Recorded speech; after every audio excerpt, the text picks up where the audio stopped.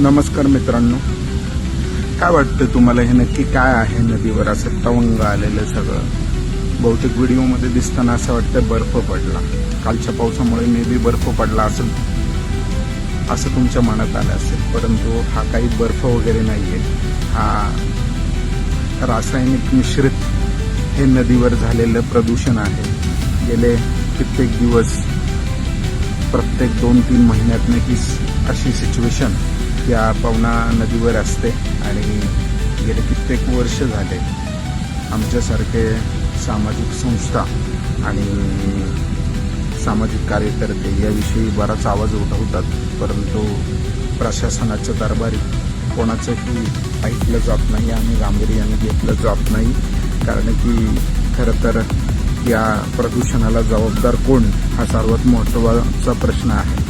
कालच्या वृत्तपत्रांमध्ये पण आपण बघितलं असेल, एक मोठ्या प्रमाणावर सगळ्या वृत्तपत्रामध्ये याची बातमी आली होती.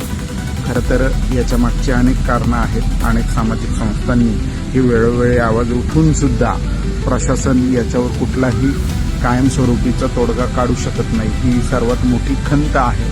आणि तुम्हाला सांगतो, या परिसरामध्ये आणि पिंपरी चिंचवडमध्ये 90च्या आधीपासून जी लोक राहतात त्यांना या नदीचं पावित्र्य माहिती आहे. की लोक मुलं या दिवाळी असेल किंवा उन्हाळ्याची सुट्टी असेल तिथे आंघोळ करायला यायचे, परंतु आज परिस्थिती अशी आहे की पूर्ण रासायनिक मिश्रित झालेली ही नदी आहे आणि इथे कोणी साधं पाण्यामध्ये पायही घालू शकत नाही. ही परिस्थिती आपण जर बघितलं तर पूर्ण असा नदीवर हा जणू काही बर्फ पडलाय अशी आपल्याला सिच्युएशन दिसत आहे. नक्कीच हा व्हिडिओ असेल किंवा कालच्या बातम्या असतील या माध्यमातून प्रशासनाला जाग येईल असं आपण आत्ता तरी गृहीत धरू, परंतु तसं काही होणार नाही. नेहमीच आमच्या वतीने आवाज उठवण्याचा प्रयत्न कायमस्वरूपी राहील.